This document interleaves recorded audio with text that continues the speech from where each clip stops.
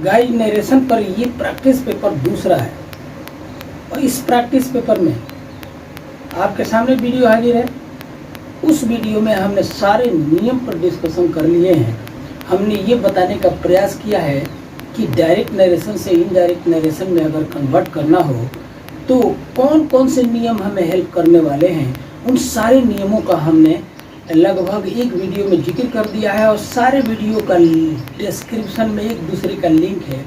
किसी भी वीडियो में यदि आप डिस्क्रिप्शन में जाएंगे तो सारे वीडियो मिल जाएंगे, जिसमें एक में नियम पर पूरी बात है और उसके बाद हमने प्रैक्टिस पेपर दिया है।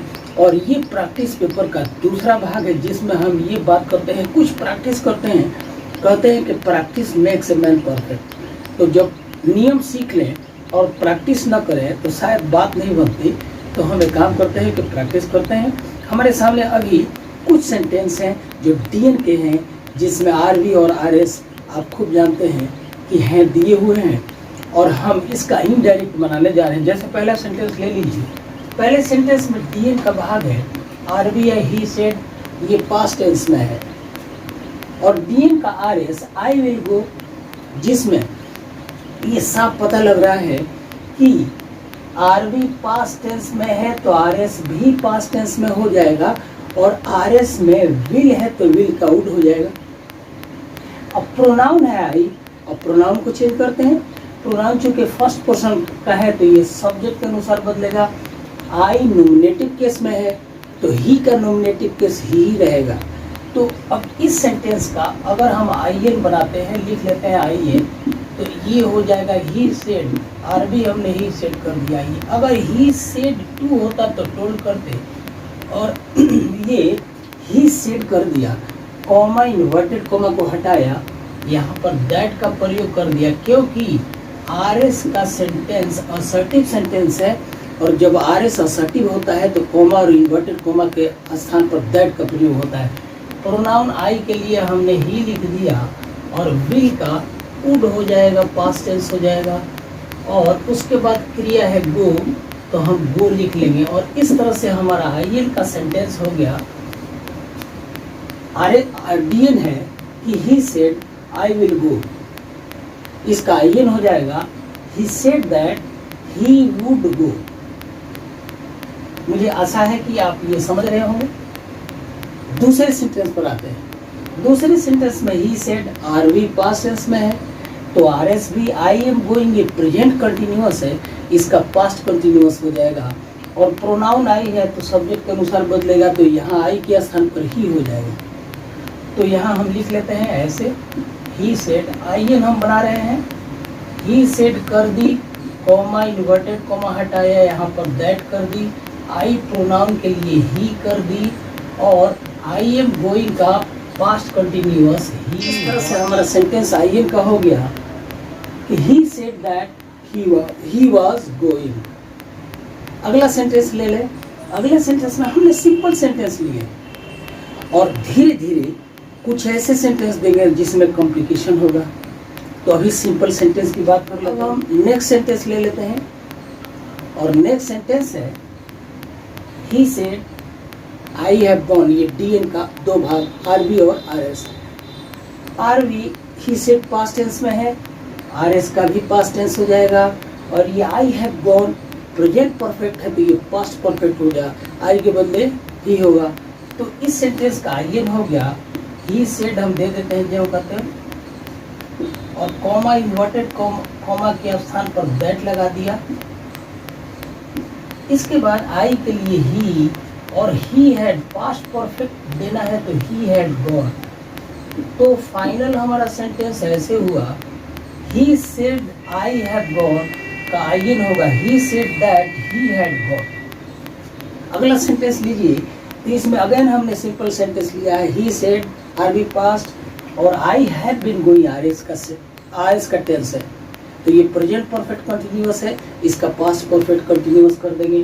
तो इस तरह से ये सेंटेंस आप लिख लीजिए। अब he said that, comma inverted comma हटाया, दैट लगाया, आई के बदले ही हो गया और he had been present perfect continuous का past perfect continuous he had been.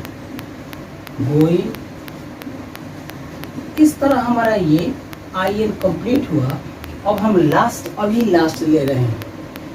इसमें DN का सेंटेंस है the teacher said, RV past tense में है, लेकिन RS का सेंटेंस है द अर्थ इज राउंड। नियमानुसार RS भी पास्ट टेंस में हो जाना चाहिए था, लेकिन RS का जो सेंटेंस है द अर्थ इज राउंड, इसका भाव है कि पृथ्वी गोल है और ये यूनिवर्सल ट्रूथ है। और जहाँ यूनिवर्सल ट्रूथ हो RS में, परमानेंट ट्रूथ हो, स्पिरिचुअल ट्रूथ हो, हैबिचुअल ट्रूथ हो, तो उसका टेंस नहीं बदलता। द अर्थ इज राउंड ये यूनिवर्सल ट्रूथ है और इसलिए इसका टेंस नहीं बदलेगा। तो इसमें IN को लिख लेंगे द टीचर सेड,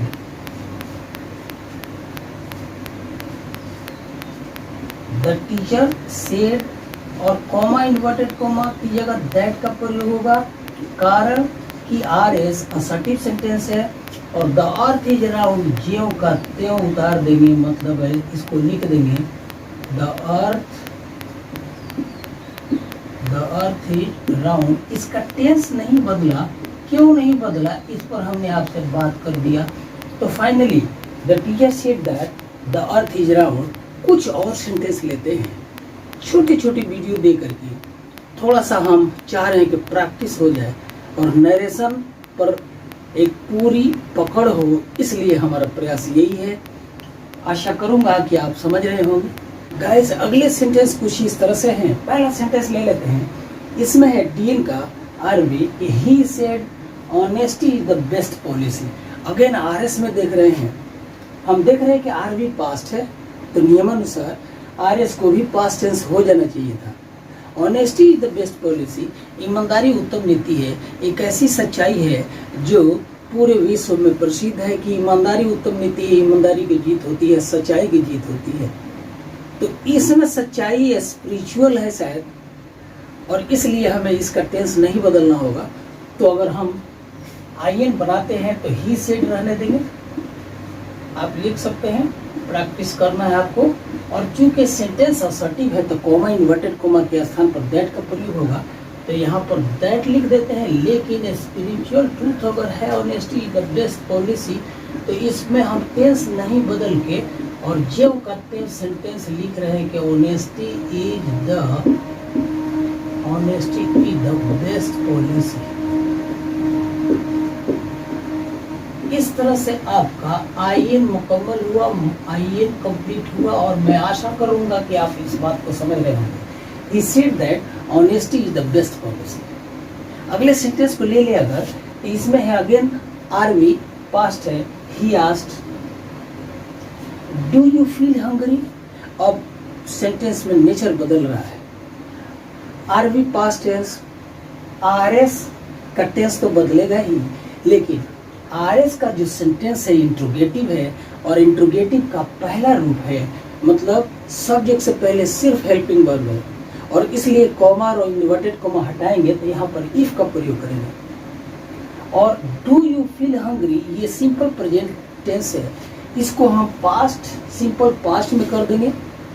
और प्रोनाउन की बात करते हैं, यू सेकंड पर्सन का प्रोनाउन है तो ये ऑब्जेक्ट के अनुसार बदलेगा। ही आस्क्ड मी है ऑब्जेक्ट, यू नॉमिनेटिव केस में है तो मी का नॉमिनेटिव केस आई होगा, और बस यही एक प्रोनाउन है, यू की जगह आई आएगा। तो हम इसका IN लिखते हैं। ही आस्क्ड ज्यों का त्यों रख दिया RV को,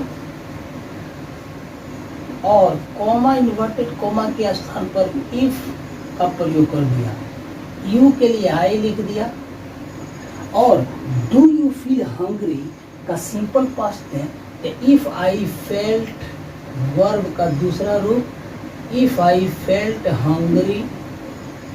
अब ये सेंटेंस IN का हो गया, जो नियम था उस नियम का पालन करते हुए हमने IN बना लिया।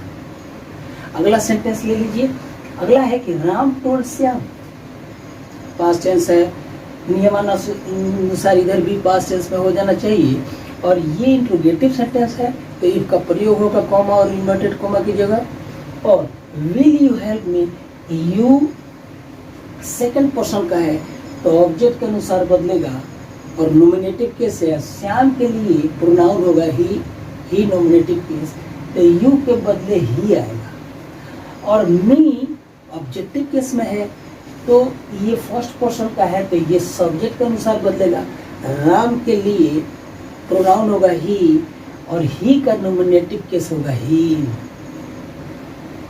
तो हम इसका ऐसे लिखते हैं, राम टोल्ड या आस्क्ड श्याम। अभी आप लिख सकते हैं कि राम टोल्ड श्याम,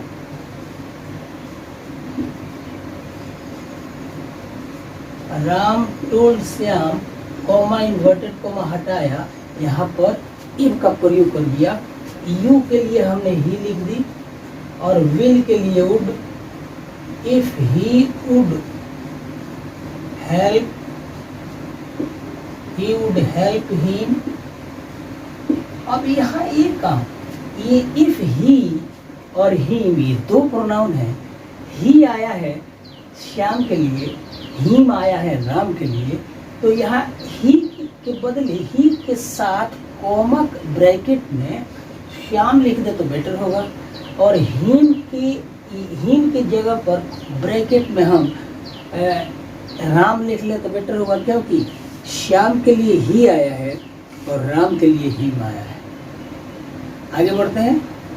अगला सेंटेंस भी इंट्रोगेटिव है और R B Ram told me, are you not a rich. निश्चित रूप से कॉमा इन्वर्टेड कॉमा के स्थान पर इफ का प्रयोग, और इसको हम असर्टिव रूप दे देंगे। ये इंट्रोगेटिव सेंटेंस है और चूंकि आर बी पास्ट टेंस में तो इसका भी पास्ट टेंस होगा, तो आप लिख सकते हैं कि राम told me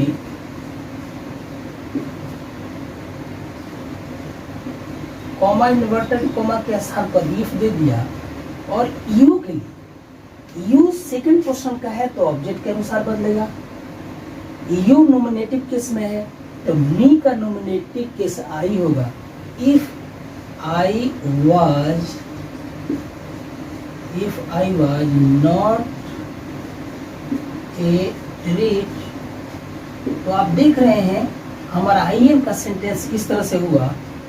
डीएन है Ram told me are you not a rich, इसका आईएन हुआ कि Ram told me if I was not a rich. अगला सेंटेंस है ही टोल्ड मी, यहाँ भी इंट्रोगेटिव ही है। इसके बाद और भी लेंगे हम सेंटेंस।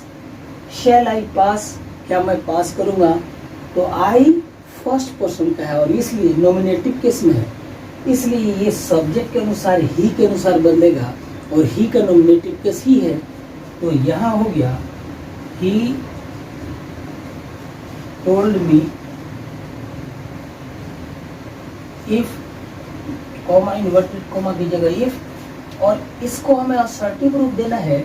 आई के बदले ही लिखते हैं और ही के लिए मुख्य रूप से वुड आना चाहिए था। शैल का पास्ट टेंस तो शुड होगा, लेकिन चूंकि ही आया है इसलिए वुड लिख देते हैं। इफ ही वुड पास, इस तरह से आईएन का sentence he told me if he would पास, और ही किसके लिए आया है, मी के लिए, तो नहीं ही के लिए ही आया है।